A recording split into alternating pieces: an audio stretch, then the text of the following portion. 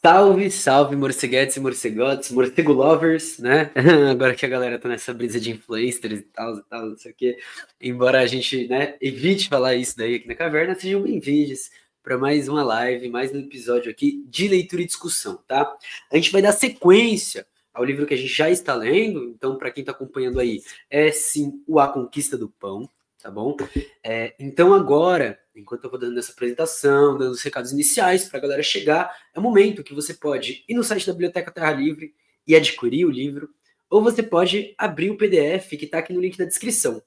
Caso não tenha interesse, sim, nós transmitiremos aqui o PDF do livro para quem quiser acompanhar conforme a gente vai lendo para facilitar tudo isso, beleza?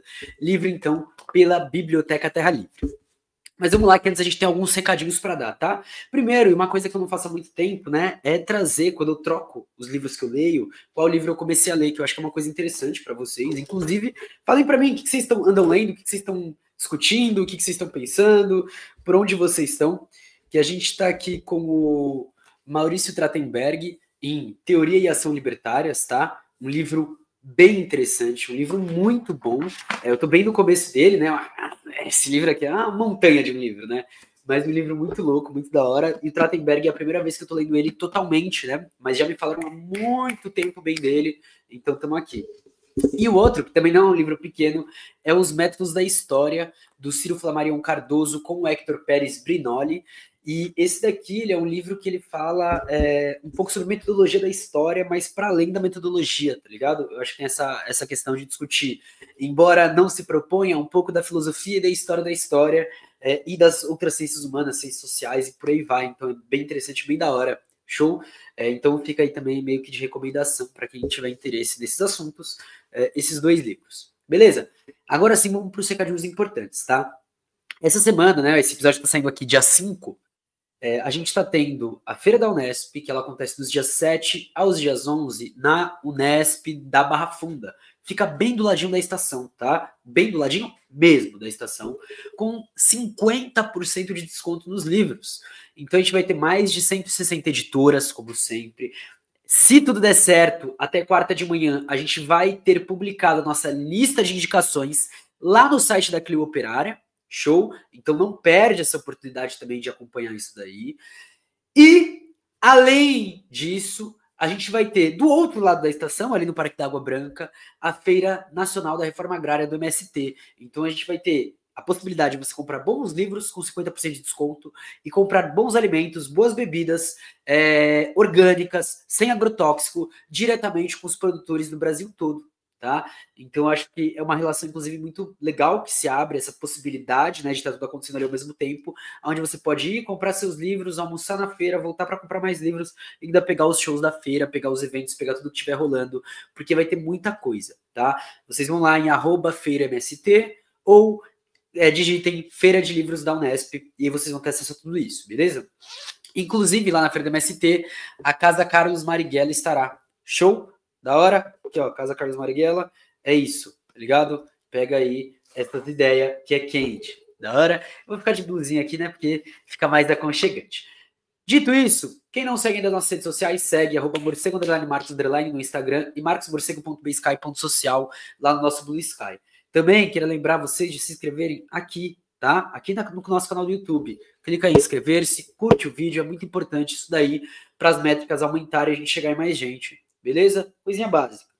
Caso você queira ajudar mais do que isso, você pode apoiar a gente financeiramente, seja pelo nosso Pix, podcastmorcego.gmail.com, seja pelo nosso apoio coletivo, apoia.se/caverna morcego, tá bom? Qualquer uma dessas formas ajuda a gente demais na produção aqui da caverna. E aí vai ter nosso livro, Por uma Implosão da Sociologia, que você pode adquirir no site da editora Terra 100 Anos. Vai ter os nossos textos e textos de outras pessoas, outros camaradas lá na Clio Operária, que você também pode ler. Então tem essa outra possibilidade, beleza? Não vou falar do cupom de desconto da Autonomia Literária, porque com a Feira da Unesp você pode pegar aí por 50% de desconto diretamente lá com a galera da Autonomia. Beleza? Da hora? Legal? Show! Agora sim, a gente vai para a leitura, tá? Vocês sabem, eu gosto de dar esse aconchego para a galera chegar, para a galera se situar e tal, e para a gente não entrar também diretamente no texto. Eu acho que uma coisa é uma coisa, outra coisa é outra coisa. Beleza? Agora sim, a gente vai, então, ir para essa parte realmente de discussão e leitura do texto, e que está sendo bem interessante, né? A gente falou um pouco sobre essa questão da miséria, de um modo geral, de um modo bem amplo, com o Kropotkin, e a gente começou, na última live, a falar sobre uma questão dos alimentos, né? Onde ele pontua que é uma das principais, das primeiras coisas que a revolução tem que fazer, que é garantir a alimentação geral, beleza? Vou abrir meu livro aqui físico também, porque eu gosto de ter os dois para... Né? Aqui eu tô lendo com vocês e aqui eu tô marcando, grifando o que eu acho importante, que eu acho legal.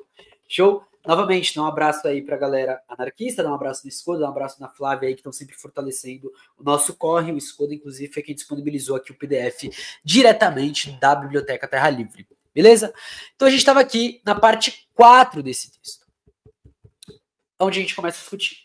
O povo das grandes cidades será assim levado, pela força das circunstâncias, a se apoderar de todos os gêneros alimentícios, indo do simples ao complexo, para atender as necessidades de todos os habitantes. Quanto mais cedo for feito, melhor.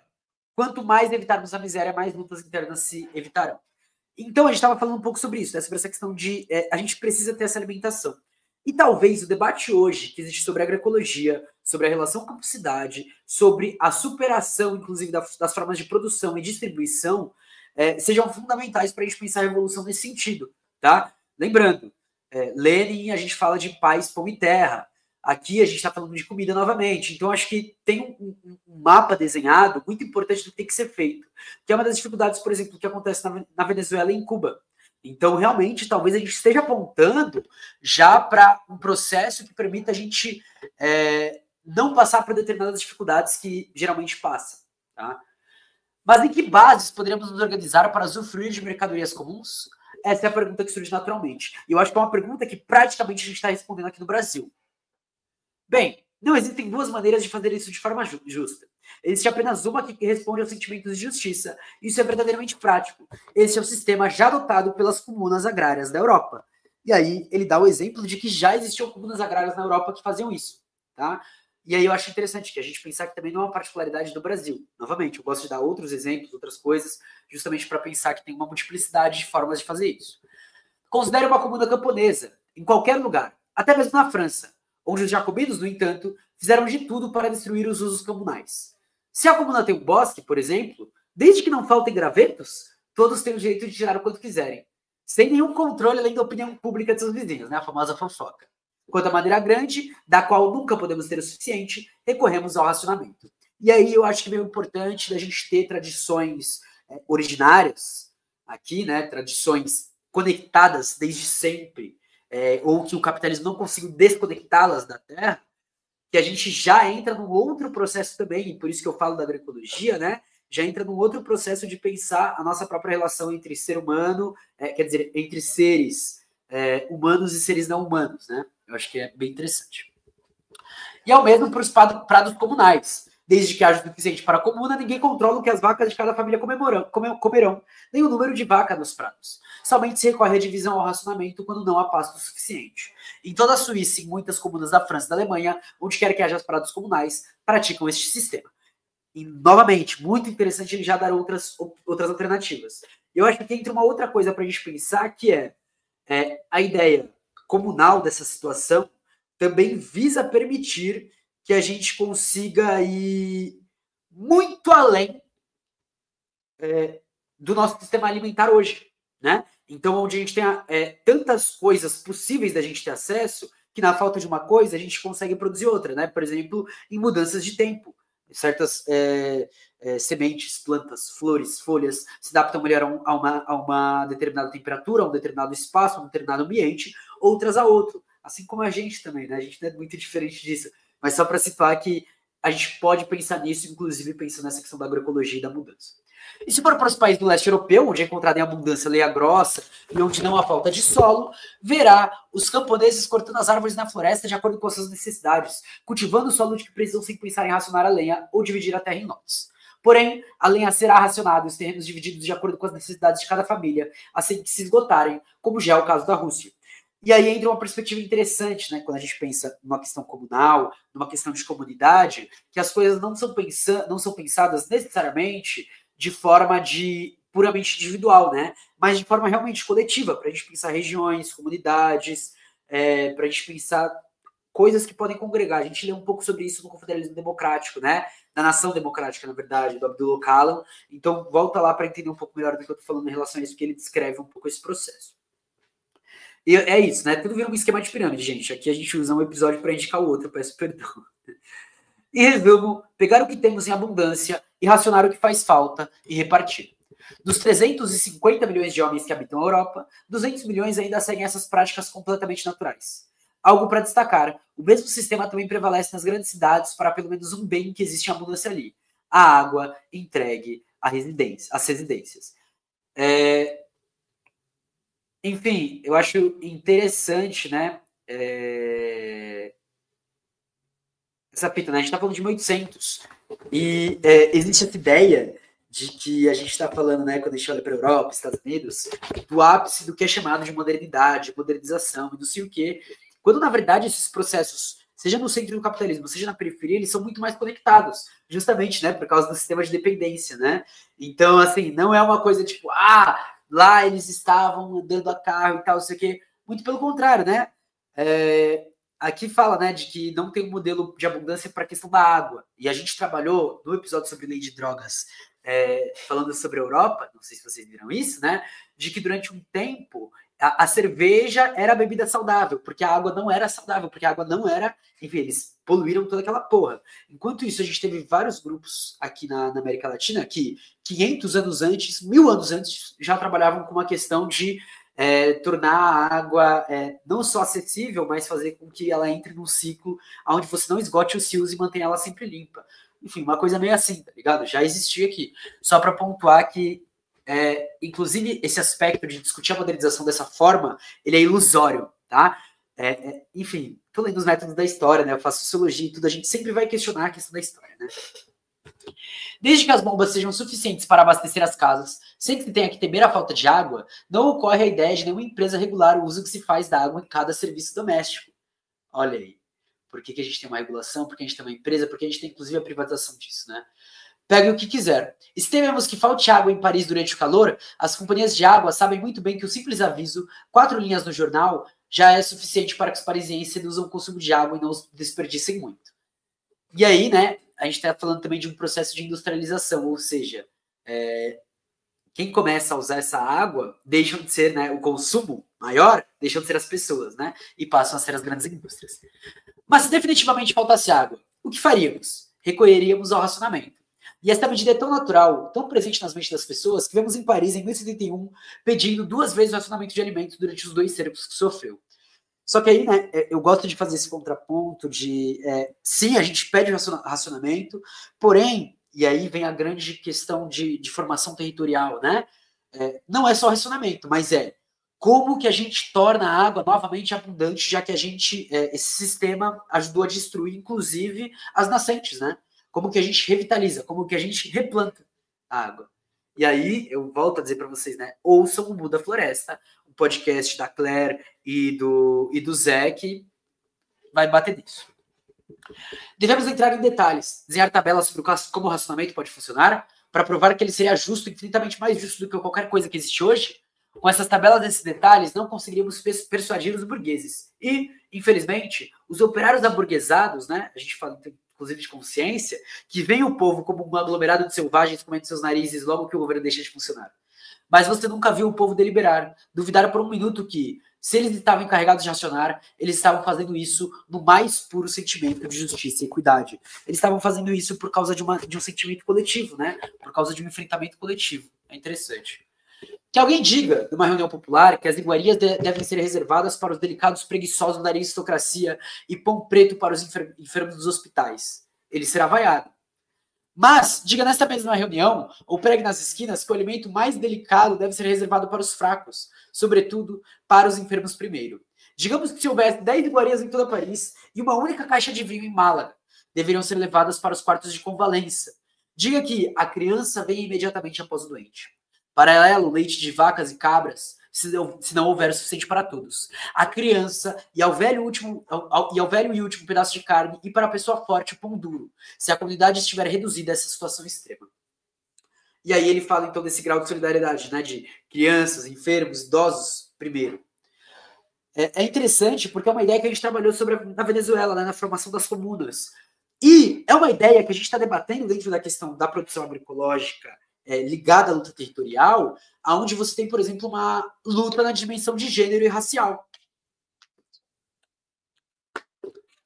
Em outras palavras, digamos que se tal alimento não for em quantidades suficientes e precisar ser racionado, as últimas rações serão reservadas para aqueles que mais precisam. Diga isso e verá se não obterá consentimento unânime. O que o saciado não entende, aquele que tem muito, né, não entende, o povo entende. E ele sempre entendeu isso. Mas mesmo este saciado, se for jogado na rua, em contato com as massas, também vai entender. E aí eu acho que tem uma questão interessante, né, que é da própria consciência de classe e da posição de classe, de certa forma, né? Que aí a gente pode entrar num grande debate, que é aquele debate que a gente faz enfim, frequentemente. Eu gosto de citar o Galo, porque é uma das frases que eu mais gosto dele, né? De que o trabalhador ele tem o capital marcado na pele, né? Então, a gente sabe disso. Nem sempre a gente pratica isso. Enfim, mas isso daí é outra fita. Os teóricos, para quem o uniforme e a tigela do soldado são a última palavra da civilização, irão, sem dúvida, pedir que a culinária nacional e a sopa de lentilha sejam introduzidas imediatamente. Eles invocarão as vantagens de economizar combustível e alimentos, estabelecendo enormes cozinhas onde todos teriam sua ração de caldo, pão e verduras. Não contestamos essas vantagens. Sabemos muito bem o quanto a humanidade economizou em combustível e mão de obra, abrindo mão do moinho manual e depois do forno onde todos fazem seu pão. Compreendemos que faria mais econômico cozinhar sopa para 100 famílias por vez, ao invés de acender 100 fogões separados. Também sabemos que existem 1000 maneiras de cozinhar batatas, mas que, cozidas em uma panela para 100 famílias, não ficariam piores. Por fim, compreendemos que a variedade da cozinha, consistindo, sobretudo, no caráter individual do tempero de cada dona de casa, o cozimento em comum de um quintal de batatas não impediria as donas de casa de temperar cada uma à sua maneira. E sabemos que com caldo de carne podemos fazer 100 sopas diferentes para satisfazer uma centena de gostos diferentes. E aqui talvez seja um ponto muito crucial da solidariedade e da importância da gente discutir a produção, mas não só a produção dos alimentos, né? Não só o plantio, não só a nossa conexão com a natureza, no ato de que todos nós devemos estar reaprendendo a plantar e a cuidar da terra, trabalhar, a saber o que planta melhor onde a gente mora, o que funciona melhor, quais são as variedades daquilo que a gente está plantando para fora do comércio tradicional, burguês, capitalista, neoliberal. Resgatar sementes. Tornar esse processo um processo coletivo para que também a gente não tenha que ficar lá, né, como é o trabalho geralmente no campo, em fazendas individuais, das 6 às 8 horas da noite. Mas para que a gente consiga dividir esse trabalho, para que ele deixe, inclusive, de ser trabalho, né, para que ele seja uma parte realmente de conectada com a vida, que seja uma parte ali que seja uma parte gostosa, uma parte de reflexão, uma parte também de aprendizado e educação, de própria pedagogia do ser humano enquanto um ser da natureza, né, nesse sentido, assim, que é algo que, para quem está numa cidade ocidentalizada e tal, não sei o que, talvez não seja tão claro, né, é importante citar isso, mas também para se tornar algo onde a distribuição e o consumo se dê numa dimensão coletiva. Então, é um momento onde a gente busca conectar aquilo que é visto e entendido como comunas, como assentamentos, como agroecologia, como a questão dos povos tradicionais, originários, das quebradeiras de coco, enfim, dos pescadores, e por aí vai. A gente tem uma variedade infinita em todos os ramos aqui no Brasil, e isso é uma coisa muito foda, e que isso se junte, por exemplo, com a ideia que tinha dos Panteras Negras, mas que tem no MTST, né, de cozinha popular, por exemplo. Ou de grandes almoções, como, por exemplo, aqueles promovidos pelo Padre Júlio Lancelotti, por vários grupos sociais, até por ONGs, onde você traz essa cozinha para a rua, né, mas para o cotidiano das pessoas, para a necessidade. Ou como a Antar, que é uma frente de luta vegana, que estava fazendo uma semana de café da manhã com os trabalhadores nas saídas dos transportes públicos, né, dos principais centros de transporte público, e que isso se torne algo mais cotidiano e de fortalecimento da própria construção de uma territorialidade, algo assim nessa pegada. Sabemos de tudo isso, mas afirmamos que ninguém tem o direito de obrigar a dona de casa a comer as batatas cozidas no armazém comunitário se ela preferir cozinhá-las ela mesma em sua panela no fogo. E esse é o ponto importante, né? A gente vai ter a cozinha comunitária, mas assim, é possibilidade. Eu tô pensando muito, trabalhando muito com possibilidade, mas enfim, falarei sobre isso depois em outro momento mais propício. E, acima de tudo, queremos que todos possam consumir os seus alimentos como quiserem, no seio da família ou com os amigos, ou mesmo em restaurantes, se preferirem. Tá tudo bem. Certamente surgirão grandes cozinhas em vez dos restaurantes onde o mundo está envenenado hoje. A parisiense já está acostumada a pegar caldo do açougue para fazer uma sopa em seu gosto. E a dona de casa londrina sabe que pode assar sua carne até sua torta de maçã ou barco na padaria por alguns centavos, economizando tempo e carvão. Olha, é algo que não sabia. E quando a cozinha comum, o forno comunal do futuro, deixar de ser lugar de fraude, falsificação e envenenamento, né? E isso vai desde o plantio, volta a dizer, agrotóxico como arma durante as guerras mundiais e utilizado atualmente para nos alimentar, na verdade a gente está falando literalmente de envenenamento, será costume recorrer a este formato para ter prontas as partes fundamentais da refeição, estando apenas o último toque de acordo com o gosto de cada um. E olha que interessante, né? Você pode até colocar esses espaços, então, não como um espaço de toda a alimentação, mas como parte da alimentação, diminuindo o trabalho, inclusive, de quem se propõe a tomar frente nessa frente coletiva. Mas tornar isso uma lei, impor o dever de adquirir o alimento já cozido, seria tão repugnante para o homem do século XIX quanto como são as ideias de um convento ou de um quartel, ideias doentias nascidas em cérebros pervertidos pela autoridade militar ou distorcidas por uma educação religiosa. Né? Eu gosto, por exemplo, da ideia dos panteras, né? De a gente tem aqui a cozinha comunitária porque a gente sabe que nem todo mundo da nossa comunidade tem acesso à comida. Então a gente tem aqui para quem quiser e quem precisar e quem puder vir aqui. Inclusive a gente tem projetos governamentais feitos muito bom para isso. Né? O Bom Prato é um excelente exemplo disso. Né? Quem nunca comeu no Bom Prato? Coma. Me chamem para dentro no Bom Prato que eu topo, viu, família? E a gente nem precisa comer lá dentro, a gente pode comprar lá fora e comer até nas pracinhas, tá suave. Já fiz isso algumas vezes. Cola com nós. Quem terá direito aos alimentos da comuna? Esta será certamente a primeira pergunta que nos faremos. Cada cidade responderá a si mesma e estamos convencidos de que as respostas serão todas ditadas pelo sentimento de justiça. Tranquilo. Enquanto o trabalho não for organizado, enquanto as pessoas estiverem em um período de efervescência e não for possível distinguir entre o preguiçoso e o ocioso involuntário, os alimentos disponíveis devem ser para todos, sem exceções. E aí entra o ponto que eu tenho uma distinção, inclusive na perspectiva do socialismo, tanto com essa ideia do Kropotkin, como com a ideia de vários marxistas, né? Mas, para mim, tem que ser para todos. E as exceções é porque, assim, você fala de preguiçoso e ocioso involuntário, a gente tem que lembrar que a gente está saindo de uma sociedade onde a gente tem muito bem marcado quem são essas pessoas caracterizadas como preguiçosas e ociosas. Assim como a gente tem muito bem marcado quais são as pessoas que estão no desemprego, no subemprego, sem condição de saúde, sem saúde mental. Então, assim, para mim, as únicas pessoas que de cara estariam excluídas seriam os burgueses. E esses a gente consegue identificar muito fácil. Mas, se é responsabilidade da revolução trazer alimento para todos, a gente vai ter alimento para todos. Tá ligado? Isso faz parte de um processo pedagógico muito mais amplo, né? Inclusive, não só do dar comida, mas do, se são pessoas ociosas, são pessoas que estão, enfim. E família, a gente tá aqui com a cozinha, né? Chega aqui para cima com nós. Enfim, claro, pensando em socialismo, não tô falando disso daí agora, porque agora entram outros elementos, entram outros pontos, né? Mas eu acho que é um processo que a gente tem que aprender durante a própria revolução. E se a gente caracteriza que ela tá começando agora com essa questão da produção, né, da agroecologia, do plantio, enfim, outras formas, eu cito sempre agroecologia porque eu acho que é uma palavra que busca ser um referencial para tudo isso, tá? Mas eu gosto de deixar bem claro que a gente está falando de algo muito mais amplo. Até porque, vocês sabem, eu sempre falo isso, como eu trabalho com conceitos, né? Meus conceitos, eles são muito voláteis, eles são muito, hora eu jogo para cá, hora eu jogo para lá, depende de como eu tô falando, do que eu tô falando, de que é meu referencial no momento. Enfim, eu gosto de brincar um pouco com as palavras, porque eu entendo o peso delas e eu entendo que ela pode ter pesos diferentes em momentos diferentes, né? Eu acho que isso é uma coisa importante. Por isso que, inclusive, nesse episódio eu tô ressaltando mais do que nos outros, porque eu acho importante ressaltar que, ó, é só um exemplo, tá?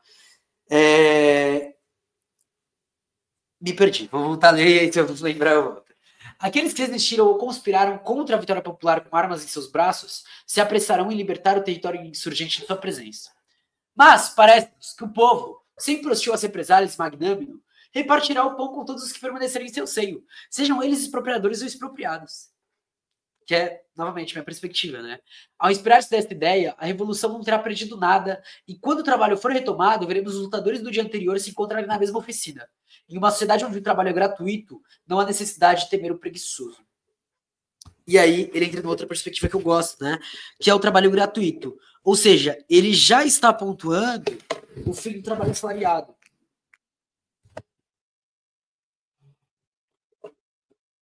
Que é isso? É pensar uma sociedade fora da sociedade do dinheiro e da mercadoria e do capital, né, dessas coisas entrelaçadas. Mas a comida acabará depois de um mês, já gritam os críticos para nós. Muito melhor, respondemos. Isso provará que, pela primeira vez em sua vida, o proletariado já teve o que comer. Quanto à forma de repor o que foi consumido, é precisamente essa questão que iremos abordar. Show! Ele vai entrar nessa questão agora, a gente vai entrar com ele, mas é essa reflexão justamente que eu tô tendo, entendeu? A gente já tem aqui a possibilidade no Brasil de entrar numa revolução sabendo a resposta que a gente vai dar. Ou melhor, de antemão, construindo as possibilidades de não passar por essa pergunta. Saca? E aí entra, né? Quando a gente fala sobre aprendizados históricos, aprendizagens históricas, não aprendizados, aprendizagens, eu acho que ela tá aí. Ela tá aí. Ponto 5, então. Por que meios, de fato, uma cidade em meio a uma revolução social poderia prover seu alimento? E essa talvez seja a grande pergunta, né? Porque a gente tem a resposta para a questão do campo, para a questão da produção campesina. Uma resposta muito rápida que eu daria hoje, olhando, por exemplo, para São Paulo, esse grande centro urbano, tá? Primeiro, a gente tem muitos espaços com terra disponível, tá? Quando você for dar um rolê, olha para as hortas urbanas, olha para os parques, olha para as praças e olha para o tanto de terreno aberto que tem, inclusive terrenos onde estão sendo construídos esses grandes empreendimentos imobiliários que não vão servir para porra nenhuma. Mas olha também para quantos espaços na cidade poderiam ser literalmente abertos. Eu falo de rasgar o concreto. Eu falo de, por exemplo, pensar na tarifa zero para a gente pensar um transporte público de qualidade, um transporte público expandido, um transporte público que seja não só referência, mas seja quase o centro da questão, porque o centro da questão vai ser a mobilidade ativa, ou seja, vai ser o andar a pé. E o quanto da cidade a gente pode literalmente destruir para construir terra, para plantar água, para plantar o que nos alimenta, para plantar mato, na sua maior diversidade possível, para plantar a natureza, tá ligado? Porra, desculpa, família, esses dias aqui em casa, eu moro em São Paulo, eu tinha 10 maritacas no meu telhado, velho. E assim, elas saíram, nada, veio um outro bando e tal, isso aqui. Foi um bagulho que eu olhei e falei, mano, elas estão aqui, caralho. É aqui que nós temos que plantar. Eu gosto da perspectiva do mestre Joelson de falar, né? Pô, uma galera vai ter que se deslocar pro campo. Show. E se o campo puder vir aqui? E eu não falo de... porque tem uma certa ideia de atraso, né? De, agora vai ser tudo agrário e tal, não sei o quê. Não, muito pelo contrário. Eu falo de integrar um meio de não desenvolvimento capitalista, né? Então, inclusive de decrescimento, se a gente for pensar assim, né? De retirar rodovias, minar a indústria de carros, minar a indústria do combustível fóssil, essas coisas. E colocar um transporte público, uma mobilidade ativa, para a gente pensar realmente uma cidade que não seja uma cidade naquele sentido clássico de cidade que a gente tem, que seja essa cidade, né, do... como é que se fala? Essa cidade do futuro, né? Uma cidade toda tecnologizada, onde tudo é prédios, onde tudo são carros, onde tudo é fio, onde tudo é cabo, onde tudo é tecnologia, informação e... Caralho, família! Vocês já trabalharam com a porra da terra pensando, por exemplo, numa questão agroecológica? Do diálogo entre o que você está plantando, entre os caminhos que você vai abrindo, entre conhecer o que você está plantando, o que vem consumir o que você está plantando, entre aquilo que é venenoso, aquilo que é perigoso, mas pode estar ali no meio, entre o que você planta para distrair essas coisas e tal, não sei o quê. Isso também é tecnologia pra caralho. Vocês já pensaram o nível de comunicação da humanidade antes de todo esse processo de globalização? Em que ela acontecia? Como ela acontecia? A gente tem uma tecnologia muito potente que é a própria natureza. Ligado? E aí, é muito mais sobre integrar, e isso vai ser sobre desapropriar as grandes big techs, essas grandes empresas e tal, não sei o quê, mas também de entender que isso não vai ser uma propriedade governamental. Muito pelo contrário, vão ser várias propriedades comunais. Talvez, em um momento de organização, a gente precise de uma certa centralização, de uma certa conjunção de ideias, de certos espaços que permitam isso, independente de uma forma mais centralizada ou mais horizontalizada possível, ou, enfim, mais autônoma para a região, e aí tem que rolar um diálogo entre elas, enfim. Não é nesse ponto que eu estou entrando. Mas eu estou entrando no ponto de, sim, vamos começar a pensar cidades diferentes? Qual é a cidade do futuro? E eu gosto da perspectiva de que, sim, o futuro é ancestral e vai ser necessário essa tomada por nossa parte, tá ligado? É um pouco dessa perspectiva aqui que eu tô colocando. Respondendo essa pergunta, é evidente que os processos aqui se recorram dependerão do caráter da revolução nas províncias, bem como das nações vizinhas. A própria revolução vai ditar esse processo, né? É isso. Aqui eu tô dando ideias, né? É verdade, tem isso. Aqui eu tô dando ideias. Como vai acontecer, eu não sei. Tô jogando ideias, porque eu sei que tem muita gente que luta. Vocês que disputam e façam, e é isso. Se toda nação, ou, melhor ainda, toda a Europa, pudesse simultaneamente fazer a revolução social e se lançar ao pleno comunismo, agiríamos em conformidade. Esse seria o sonho, né?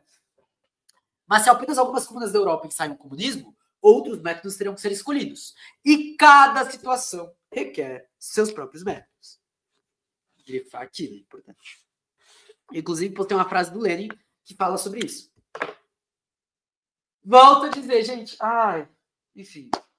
A gente está muito mais próximo do que distante, tá? Muito mais próximo do que distante. Devemos agora, antes de prosseguir, olhar para a Europa. E, sem pretensão de profetizar, necessitamos ver qual seria o curso da revolução, pelo menos em seus traços essenciais. Certamente, é muito desejável que toda a Europa se levante ao mesmo tempo, que em toda parte seja expropriada e que toda parte se inspire nos princípios comunistas. Tal levante facilitaria muito a tarefa de nosso século. Grifando aqui. Mas tudo sugere que não será assim. Não duvidamos de que a revolução abarque toda a Europa. Se uma das 4 grandes capitais do continente, Paris, Viena, Bruxelas ou Berlim, erguer-se e derrubar o governo, é quase certo que as outras 3 farão o mesmo. Farão o mesmo, com algumas semanas de diferenças. Também é muito provável que nas penínsulas, mesmo em Londres e Petersburgo, a revolução demorará a chegar. Mas as características assumidas por essa revolução terão as mesmas em todos os lugares? Permitimos-nos duvidar. E isso é uma coisa, né? Porque para o Brasil a gente olha uma relação de que o Brasil vai se desintegrar nesse processo. É impossível criar um projeto nacional que unifique todos os processos da revolução num país igual ao Brasil. É impossível. Vou jogar esse e ficar quieto. Isso. Se tiver discordância, coloca aí no comentário. Vamos dialogar, vamos debater. Muito provavelmente haverá atos de expropriação, em maior ou menor escala, em todos os lugares. E esses atos praticados por uma das grandes nações europeias exercerão sua influência sobre todas as outras. Fato. Mas o início da Revolução oferecerá grandes diferenças locais, e seu desenvolvimento não será idêntico nos diversos países. Nossos inimigos são, de certa forma, diferentes dos inimigos, por exemplo, da galera dos Estados Unidos. A gente teve outro desenvolvimento histórico. A gente tem outras relações de propriedade. A gente tem outra relação de consciência de classe. A gente tem outra relação de referenciais teóricos que estudaram o nosso desenvolvimento histórico. As coisas vão acontecer diferente. A gente tem outros setores de trabalho, outros setores de luta, outros setores de enfrentamento. Né? Em 1789 a 1793, os camponeses franceses levaram 4 anos para abolir definitivamente os direitos feudais e os burgueses para derrubar a monarquia. Não duvidemos e esperemos que a revolução leve algum tempo para se desenvolver. Estejamos preparados para não levá-la a caminhar em todos os lugares no mesmo ritmo. Quanto a assumir um caráter francamente socialista em todas as nações europeias, especialmente desde o início, é ainda mais duvidoso. Lembremos que a Alemanha ainda está no meio de um império unitário e que seus partidos avançados sonham com a Revolução Jacobina de 1848 e a Organização do Trabalho de Louis Blanc, com a fração blanquista, enquanto que o povo francês quer pelo menos a comuna livre, se não a comuna comunista. E aí ele situa essa diferença. Né? Lembrando, quando ele está escrevendo isso daqui, 1890, 80 e 90, a gente está com aquela galera que o Marx e o Engels vão escrever o programa do Gotha, o programa crítico, o programa do Partido de Gotha lá, né? Eu esqueci o nome agora do texto certinho. Programa de Gotha, sobre o programa de Gotha. 9 anos depois, em 1899, a Rosa vai estar escrevendo Reforma e Revolução e começando a criticar o próprio partido do qual ela vai entrar e fazer parte. Tá? É nesse processo que ele está escrevendo isso.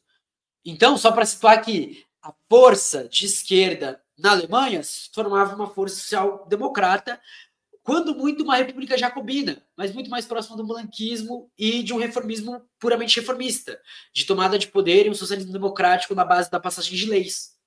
Né? Tudo induz a crer que a Alemanha irá mais longe que a França. O próprio Marx falava isso também. Tá? A França, ao realizar a sua Revolução Burguesa do século XVIII, foi mais longe do que a Inglaterra do século XVII. Junto com o poder real, aboliu também o poder da aristocracia latifundiária, que ainda é uma força poderosa entre os ingleses. Mas se a Alemanha irá mais longe e fará melhor do que a França de 1848, certamente a ideia que inspirará o início de sua revolução será de 1848, assim como a ideia que inspirará a Revolução da Rússia será de 1989, modificada até certo ponto pelo movimento intelectual de nosso século. E aí, a própria experiência da União Soviética acho que mostra um pouco do contrário, né? Embora em 1905, esse foi o limite mesmo, né? O próprio Lenin fala um pouco sobre isso. Só que dessa perspectiva de que a gente pode ir além daquilo que a gente geralmente acha que pode ir além. Eu estava lendo... O Lenin fala isso, né? Que ele fala... o próprio movimento histórico, o movimento de luta de classe, o movimento do Partido Revolucionário, ele vai muito além do que a vanguarda mais consciente pode definir. Porque a gente sempre pensa em dezenas de milhares de pessoas, quando a revolução, na verdade, é um efeito de dezenas de milhões de pessoas. Ela é algo muito maior, algo muito mais complexo, algo que vai muito além do que qualquer coisa que a gente possa planejar. Eu acho que esse é um ponto interessante. Inclusive, ele faz umas comparações sobre a questão de onda, de movimento, muito próximo de Rosa Luxemburgo, tá? Gosto muito disso, gosto muito disso. Sem atribuir, aliás, a essas previsões mais importância do que merecem, podemos concluir delas o seguinte: a revolução assumirá um caráter diferente entre as várias nações da Europa. O patamar alcançado em relação à socialização dos produtos não será o mesmo. Isso significa que as nações mais avançadas devem adequar seu ritmo ao das nações atrasadas, como às vezes foi feito? Esperar que até que a Revolução Comunista amadureça em todas as nações civilizadas? Obviamente, não. E ainda que não se queira isso, seria impossível. A história não espera pelos atrasados. A história só acontece, né? Além do mais, não acreditamos que em nenhum país a revolução acontecerá de um só golpe, no piscar de olhos, como alguns socialistas sonham. Então, eu vou deixar o pé, mas enfim, pode ficar por outra hora. É muito provável que se uma das 5 ou 6 grandes cidades da França, Paris, Lyon, Marselha, Lille, Saint-Étienne e Bordeaux, proclamar a comuna, as outras seguirão o seu exemplo e várias cidades menos populosas também o farão. Provavelmente também várias zonas de mineração, bem como certos centros industriais não tardarão em demitir seus patrões e se constituírem grupos livres. Mas muitos povoados rurais ainda não chegaram a este ponto, próximo das comunas insurgentes. Elas permanecerão na expectativa e continuarão a viver sob o regime individualista. Não vendo o oficial de justiça ou o coletor vindo reclamar os impostos, os camponeses não serão hostis aos insurgentes, enquanto se aproveitam da situação. Eles esperam para acertar suas contas com os exploradores locais. Aqui já tem uma perspectiva da questão agrária não como reacionária, né? Mas num primeiro momento como algo neutro. Mas eu gosto muito da reflexão do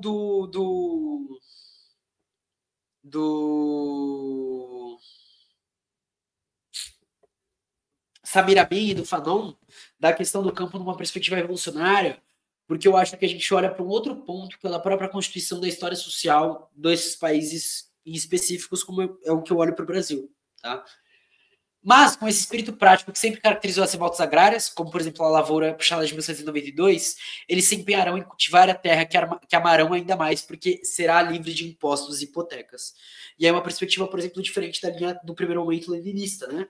O que é bem interessante para a gente pensar o Brasil. Quanto ao exterior, será uma revolução em todos os lugares, mas uma revolução com aspectos variados. Unitarista aqui, federalista ali, de toda parte mais ou menos socialista. Nada uniforme. As coisas não vão acontecer como a gente imagina, volto a dizer. Mas voltemos à nossa cidade rebelde, parte 7. E vejamos em que condições ela terá de prover seu abastecimento. Onde conseguir os víveres necessários, se toda a nação ainda não aceitou o comunismo? Esta é a questão que se coloca. Pegue uma grande cidade francesa, a capital se quiser. Paris consome todos os anos milhões de quintais de cereais, 350 mil bois e vacas, 200 mil bezerros, 300 mil porcos e mais de 2 milhões de ovelhas, sem contar os animais abatidos. Essa Paris ainda apresenta em torno de 8 milhões de quilos de manteiga e 162 milhões de ovos e tudo nas mesmas proporções. Farinhas e grãos chegam dos Estados Unidos, Rússia, Hungria, Itália, Egito e Índia. O gado é trazido da Alemanha, Itália, Espanha e até mesmo da Romênia e Rússia. Quanto aos mantimentos, não há país no mundo que não contribua. Primeiro, vamos ver como poderemos abastecer Paris ou qualquer outra cidade com produtos que são cultivados no interior da França e que os agricultores apenas desejam entregar para o consumo? Que é essa parte que a gente entra na questão da reforma agrária, né? A gente conseguir uma maior diversidade, uma produção feita pela gente para não depender de fora nesse momento. Para os autoritários, a questão não apresenta dificuldade. Eles primeiro introduziram um governo altamente centralizado, armado com todos os órgãos de coerção, polícia, exército e guilhotina.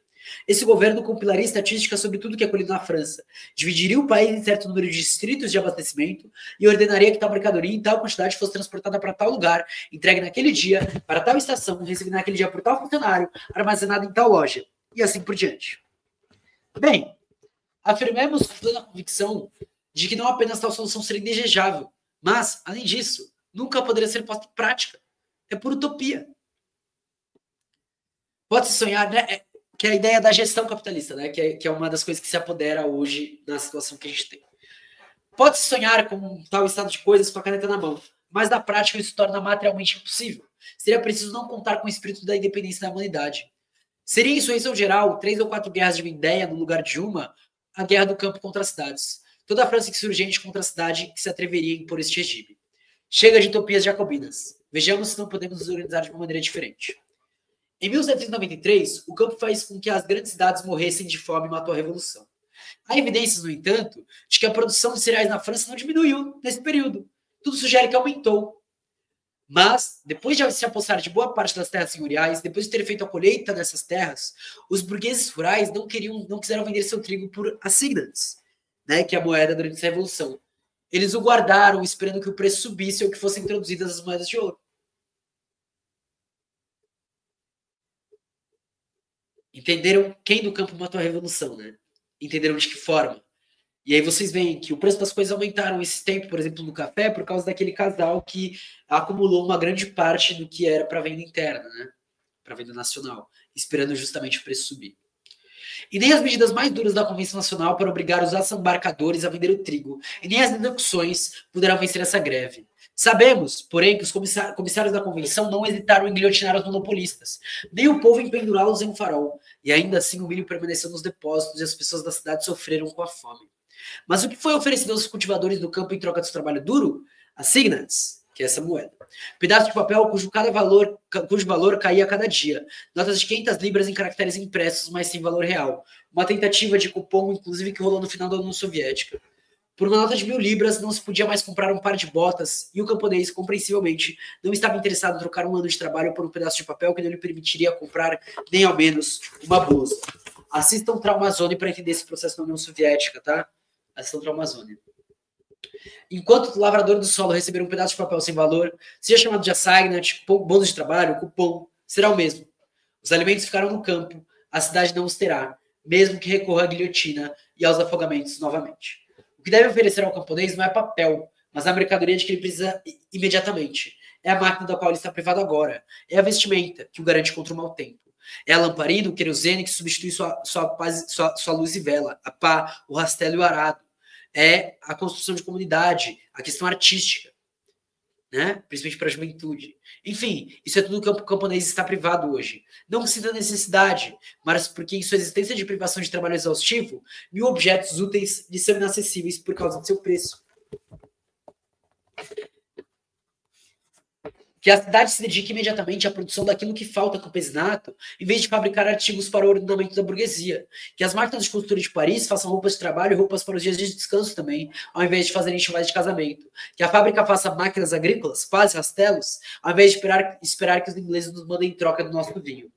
Que a cidade mande para as aldeias, não comissários, cingidos com lenços vermelhos ou multicoloridos para transmitir ao camponês o decreto que os obriga a entregar seus alimentos em determinado lugar, mas os faça serem visitados como amigos ou irmãos, dizendo, tragam-nos os produtos e leve de nosso armazém todas as coisas manufaturadas que você necessita.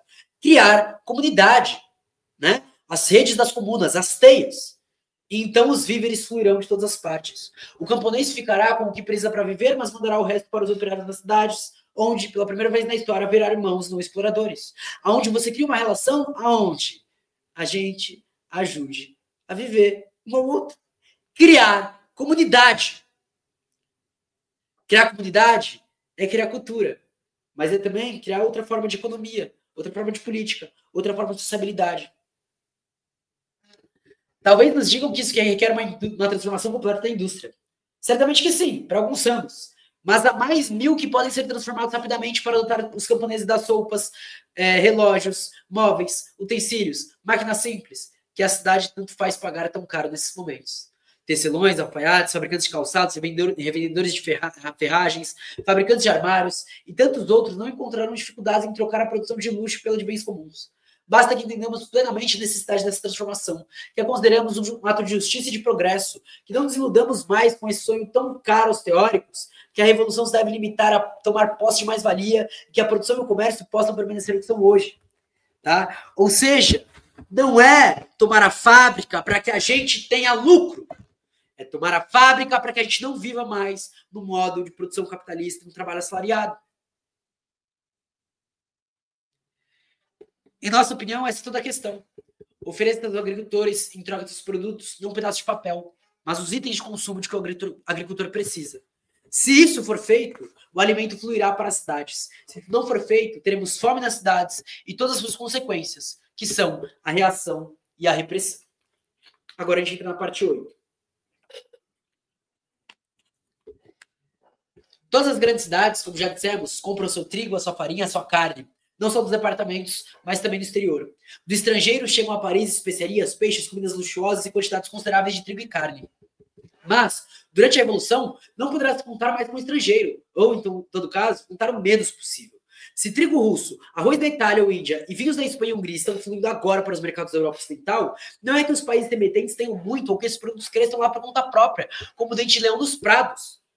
Né? Pode ser que a grande burguesia, os latifundiários, estejam mandando esse dinheiro essas coisas para fora ao invés de abastecer dentro.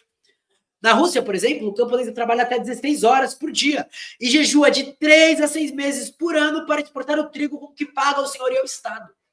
Atualmente, nas aldeias russas, pelos atrasos dos pagamentos dos tributos aos senhores e pela recusa de vender o trigo aos exportadores, aparece a polícia e lhe toma até a última vaca e o último cavalo do agricultor. Portanto, ele só guarda o trigo por 9 meses e vende o resto, para que sua vaca não seja vendida por 15 francos. Para viver até a próxima colheita.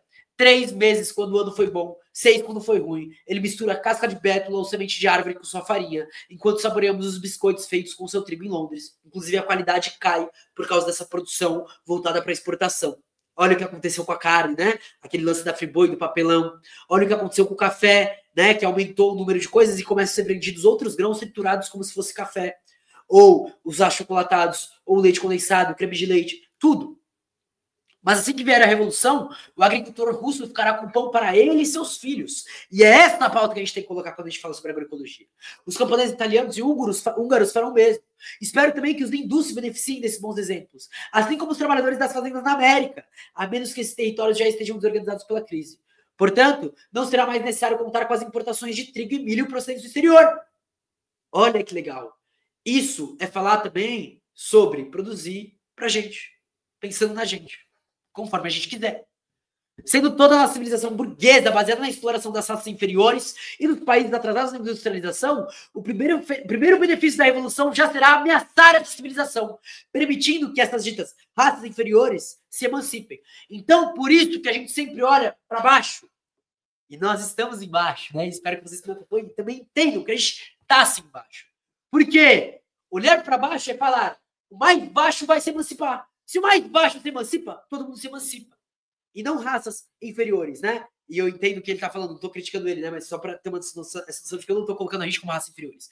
Mas grupos sociais, povos colocados como subalternos para a necessidade da acumulação do capital. Por isso a gente é matável, por isso a gente é explorável. Por isso, foda-se a gente do sistema capitalista. E a gente vai olhar e vai falar, foda-se você, sistema capitalista. A gente vai viver, a gente vai resistir.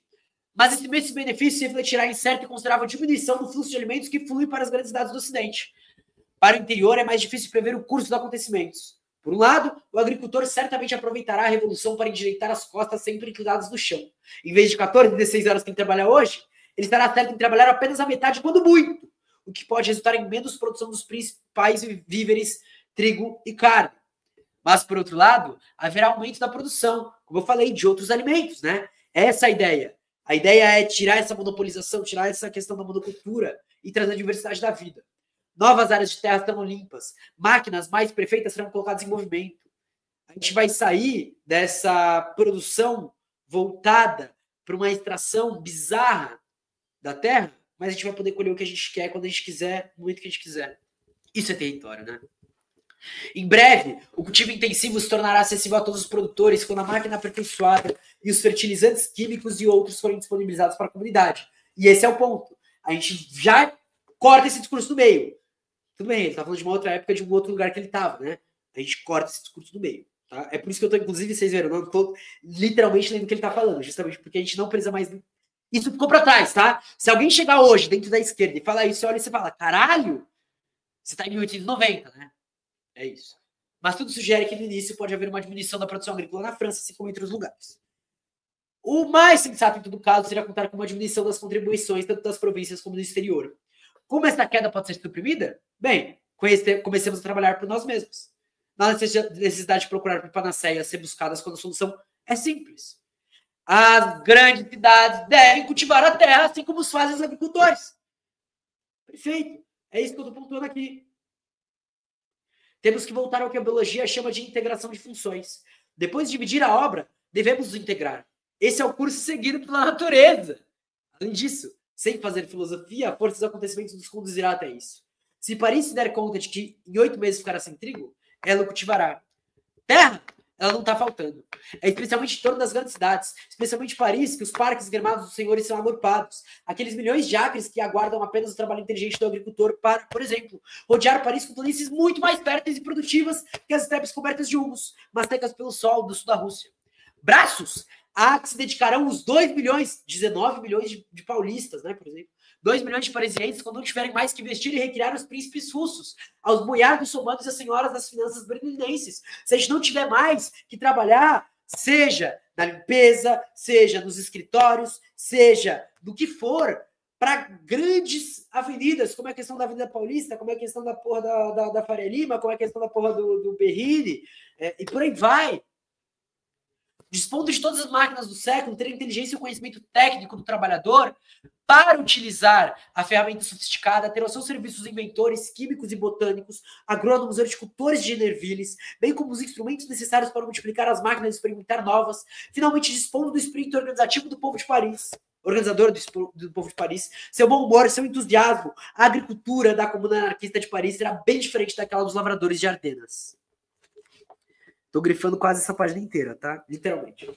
O vapor, a eletricidade, o calor do sol e a força do vento logo serão requisitados. A picareta e o limpador a vapor terão feito rapidamente o pesado trabalho do preparo e a terra amolecida e enriquecida. Não esperará mais do que o cuidado inteligente do homem e principalmente da mulher para cobrir-se de plantas bem cuidadas, que seriam renovadas 3 ou 4 vezes ao ano. Aprender horticultura com os homens de ofício, experimentando em campos reservados 1000 meios diferentes de cultivo, competindo entre si para obter as melhores safras, encontrando o exercício físico, sem exaustão ou excesso de trabalho, as forças que tantas vezes faltam nas grandes cidades, homens, mulheres e crianças serão felizes de se dedicar a este trabalho nos campos, que deixará de ser trabalho de prisioneiro e se tornará um prazer, uma celebração, uma renovação do ser humano. É justamente o que eu estou falando, velho. Justamente que muita gente antes de mim já estava falando, né? E muita gente luta por isso antes de mim, né? É esse o ponto. Não existem terras estéreis. A terra vale o que vale o homem. Essa é a última palavra na agricultura moderna. A terra dá o que lhe é pedido. É apenas uma questão de pedir com inteligência. A terra dá, a terra quer. Caralho, é nego bispo, pô. Vocês estão entendendo? Um território, mesmo que pequeno, como os departamentos de Seine e Seine-et-Oise, que se tivessem que alimentar uma grande cidade como Paris, seria praticamente suficiente para preencher as lacunas que a revolução poderia criar ao seu redor. A comuna comunista, ao lançar com valentia pelo caminho da expropriação, nos conduzirá necessariamente à combinação da agricultura com a indústria. O homem é agricultor e industrial ao mesmo tempo. Se a comuna encara esse porvir, não será de fábrica que ela aparecerá. O perigo não estará ali, senão uma covardia no espírito dos preconceitos. O perigo está onde Danton o viu, quando gritou à França: ousadia, ousadia e mais ousadia. Principalmente a audácia intelectual, não deixará de ser seguida imediatamente pela audácia da vontade. E é meio que sobre isso que a gente está falando aqui, né? Sobre essa audácia do fazer, do construir, sobre essa audácia do ser, sobre essa audácia do olhar para o que a gente tem e falar: a gente pode ir muito além, tá ligado? E sobre a audácia, a gente entender que, sim, a gente vai ter que arriscar nossas vidas, nosso modo de vida atual, e eu falo isso aqui principalmente pra galera urbanizada. Porque é isso. Isso é parte da construção civilizacional. europeia, eurocêntrica, ocidental, depois imperialista norte-americana, enfim, de uma construção que faz a gente refém desse sistema, que coloca a gente para sangrar, para sofrer, para passar fome, para morrer. E esse é um episódio que, enfim, até porque já tá dando uma hora, né? Eu não preciso me avançar, né? Eu já falei muito, confesso que eu falei mais do que o habitual nesse episódio, porém, onde essas questões sobre a questão alimentar, a gente consegue responder na prática, tá? A gente consegue olhar e falar, Kropotkin, muito da hora que você escreveu aqui a gente tem uma outra condição e a gente está resolvendo dessa situação. E pra galera que lê Kropotkin, pra galera que estuda Kropotkin, pra galera que milita em outros espaços aí, que vieram da teoria e tal, não sei o que aprenderam com Kropotkin, inclusive aqueles que estão já fazendo coisas semelhantes, né? Pra gente olhar e falar, caralho, ó, a gente tem um pouco aqui. Tá ligado? E por isso, e aí eu acho que é até uma coisa engraçada, né? Que tem certas questões que se coloca nessa discussão, né? Porra, anarquismo, marxismo e tal, não sei o que, blá, blá, blá, blá. Cara, sendo muito sincero, eu acho que são coisas que, por um lado, se relacionam, mas por outro, o próprio movimento prático dá a resposta a essas duas teorias. E não são elas que vão dar as respostas para isso depois, mas a gente vai ter que atualizar elas e avançar para expandir, e num ponto de que a ideia de socialismo e de comunismo ela vai ter que superar, inclusive, essa própria perspectiva. Assim como a gente vai superar a democracia, o Estado, a gente vai superar as próprias linhas teóricas, tá? Eu acho que é nessa formulação que eu estou tentando chegar toda vez que eu trago essa multiplicidade de visões e de ideias. E não que elas não sejam importantes e descartáveis, muito pelo contrário. A gente está aqui lendo. E amanhã, então, 8 horas da noite, a gente vem nesse mesmo canal para falar um pouco sobre habitação. A gente vai falar sobre moradia, que é outro problema fundamental do capitalismo do século XXI, de 2025, no Brasil. Né? A gente vai para outro problema fundamental. A gente se vê lá. Não esquece de seguir, fortalecer com dinheiro, fortalecer curtindo, comentando, compartilhando, acompanhar os outros projetos, acompanhar os outros trampos. E é isso, mano. Vamos pra luta, tá ligado? Feira Nacional da Reforma Agrária é sobre esse episódio. Show? Da hora? Legal? Um grande beijo. Até mais. Tchau!